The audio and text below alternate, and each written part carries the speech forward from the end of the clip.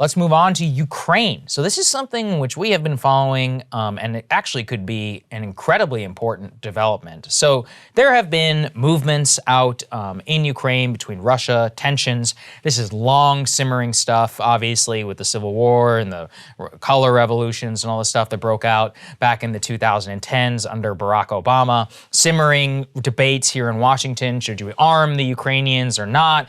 Issue warnings against Putin. It goes to the very heart of the original NATO conversations, expanding NATO out into the Eastern and the Balkan blocs, the former Soviet states, and then even inviting Ukraine, but ultimately not accepting them fully into the bridge of NATO. With increased tension, this has now come to the fore. There have been reports, and you always have to parse whether stuff is real or not, because there's a lot of disinformation, frankly, on both sides about whether there's actual troops or whatever coming and amassing in Ukraine. But what we do know is this. President Biden is talking with Putin today. So let's put that up there on the screen. Biden is expected to, quote, offer warnings and alternatives in a call with Putin. So the fear on the U.S. side, how true it is we don't actually know, is that they believe that Putin and the Russians are about to make some sort of incursion into Ukraine. We don't know if it's all of Ukraine, Eastern Ukraine, the more Russian-speaking parts of Ukraine, etc. But what Biden is set to say there is that they are trying to persuade Putin that they will have swift economic responses and more, quote, consequences if Russia were to invade Ukraine. They said Western allies may move to cut Russia off from the international financial system and seek direct sanctions on Mr. Putin's closest associates, is what administration officials said. Now, obviously, that would be a massive blow to Russia. Russia is tremendously dependent on the international and global financial system, their deals with Europe. Their previous Ukraine incursion had big problems for them in terms of Nord Stream and international relations on the continent of Europe itself. Probably set them back by 4 or 5 years there before things got semi-normalized. Obviously, they were kicked out, I think it was like the G7 or the G8 or whatever, until Trump eventually became president. But what this points to is that there is a simmering tension that is coming to fore. And what Putin, and this is from more Russian-aligned sources, is said to demand from Biden is a pledge, Krystal, that NATO will not expand, an actual pledge from Biden publicly that NATO is not going to continue to expand eastward, as in Georgia, Ukraine, Transnistria, or whatever, and some of the other former Soviet states that aren't already within the NATO alliance. And so it just goes to show you, I think some of my most critics will be surprised to say this. I think one of the biggest mistakes the U.S. ever made was letting in Latvia and Lithuania and Estonia into the NATO alliance, because we literally promised the Russians in the 90s for, denuclearization or, in Ukraine and lessening of arms and allowing in some Western, business interests and more, that we weren't going to encircle them, which is their literal centuries-long fear. And then we literally did it by, providing Article 5 protections right up until the Russian border in what is historically contested territory. So I do think this is a big thorn in the side, obviously, of the Russians. It goes to the original language inside of Putin's brain as to why he has such a defensive attitude towards the West. He kind of sees us as liars and tricksters who, have tricked Russia, when they were down, encircled. Yeah, listen, if I were them, I'd probably feel the same way, especially given that the czars and all these people have always seen defense in depth as part of one of the most important parts of, what was the Soviet Union and previously the Russian Empire. If you're not following, really what it is this. This is a long-standing tension here in D.C. over whether we should extend collective defense and Article 5 protections or even military force to defending former Soviet states from potential military action on the Russians. And that's really what the policy that is coming to fore right now in this is. And this is what D.C. is focused on right now more than anything else from an international security situation. Yes. And listen, I don't pretend to be an expert on Ukrainian or Russian history, but this is partly a strategic defense question for Putin, and it is partly a historical, cultural question for Putin and for Russians in general, who believe, and Putin has written that Ukraine and Russia are one country. Right. There's a lot of shared cultural history in terms of the origin of both the Ukrainian state and the Russian state. So there's not, it goes beyond just sort of a tactical strategic defense question for Putin to a more sort of visceral, emotional, cultural question, which makes it extra fraught here. And this is one of the areas where, you see neocons and warhawks on both sides joining hands very together. Bipartisan. Yes, very bipartisan in terms of, now there's a lot of beating of the drums, a lot of desire to amp up tension with Russia, a lot of bipartisan desire to send more lethal aid to the Ukrainians and that sort of direction. We took note of Chris Murphy, who is, an influential figure in terms of the Democratic Party, especially on issues of defense, and what he said about pushing to provide lethal aid. Let's take a listen to that.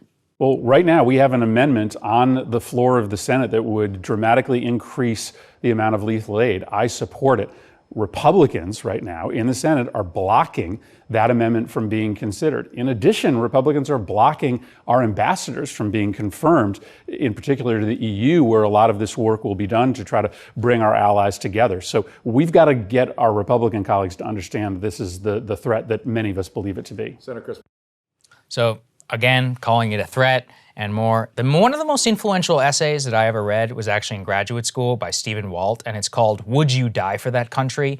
Why the United States Needs to Think Twice Before Calling Ukraine an Ally." And he points to what the real implication of Article 5 means, which is that if that country gets invaded, are you willing to fight, die, and spill American blood for that soil? And if you compare U.S. commitment to Ukraine, historical ties, and Russian, I think I know what wins out. Listen, if you're Ukrainian and you're listening to this and you're upset, I get it. I honestly, I'm sorry, especially because you find yourself as a pawn, between these two large geopolitical, not necessarily a superpower anymore on Russia's part, but whatever, larger than life kind of state that punches relatively above its economic power and weight because of its nuclear capacity. But that is the reality when it comes to the question of whether the United States should commit military resources to defending Ukraine. To be clear, that's not necessarily what Biden is putting on the table, but to declare basically all-out economic warfare on Russia in response to this, perhaps it's on par, but it could actually have, a converse effect in hardening Putin, both in what he thinks. Perhaps that's already the case, but really what it could be is it could mark the end of any real diplomatic ties between the two nations, given how much Putin and his oligarchs need access to the international financial system. The other thing that they have to balance is that they're desperate to try and get back into the Iran deal. And the Russians have a lot of influence over Iran and were part, obviously, of the JCPOA. So if they don't have any incentive in order to work towards the U.S. and try and push it towards there, they can make life difficult for us, is more what I'm saying, in many other respects. They are still a large power in Eastern Europe. And of course, they have massive business interests with Germany and many of other so-called allies. Or would they really be willing to push the button when it came to this? All I'm saying is that this just opens up a lot of very sore wounds of U.S. policy with NATO. And I personally will always think the original sin was expanding outside of the original NATO alliance, including the Balkan states, including the Baltic states like Lithuania, Latvia, and Estonia.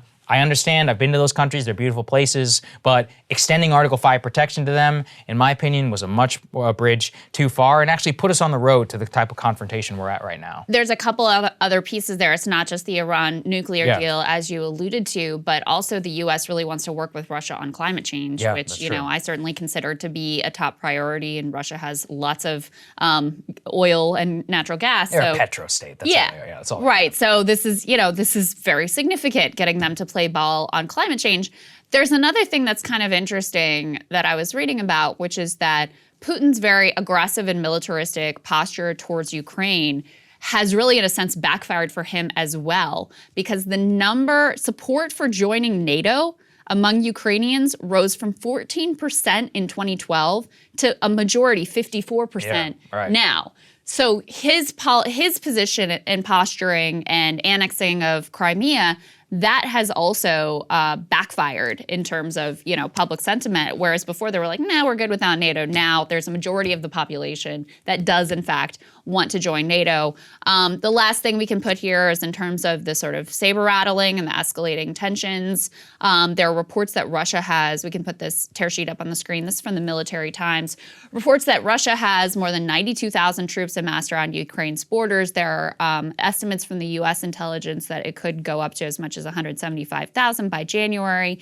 And Ukraine believes Russia is preparing to attack them by late January. Take it with a grain of salt. That's at least what they're putting out there publicly. I think, in part that could very much be to sort of amp up the pressure. I think they're trying to pressure here in Washington. Yeah, they're trying to pressure the U.S. to send that lethal aid and have their back and all of those things. So that's the sort of posturing that's going on. Very high stakes call today between Biden and Putin, and we'll see what comes of it. Yeah, certainly. But I think everybody should be aware of this. These types of things can simmer below the surface and then they can explode all at once. And things can move very, very quickly in terms of military conflict, fallout in the global financial system, fallout in the European continent, into how that all would affect. Remember, the Russians have a tremendous impact on gas prices and natural gas as well. So this could be a conflagration geopolitically, and we should all watch it very closely. I'm hoping that the Biden administration and them use their diplomatic process in order to lower tensions out there in Ukraine and see and actually hear what's happening, not succumb to the chest beating here in DC over Ukraine and NATO and all that other stuff. So we'll see. Hey guys, thanks so much for watching. That's right. Just as a reminder, you can become a premium subscriber today. Watch the full show completely uncut, our reactions to each other's monologues. You get to listen to it, you get to ask us questions, all that good stuff. Link is right there in the description or at breakingpoints.com. Best of all, great way to say screw you to the mainstream media.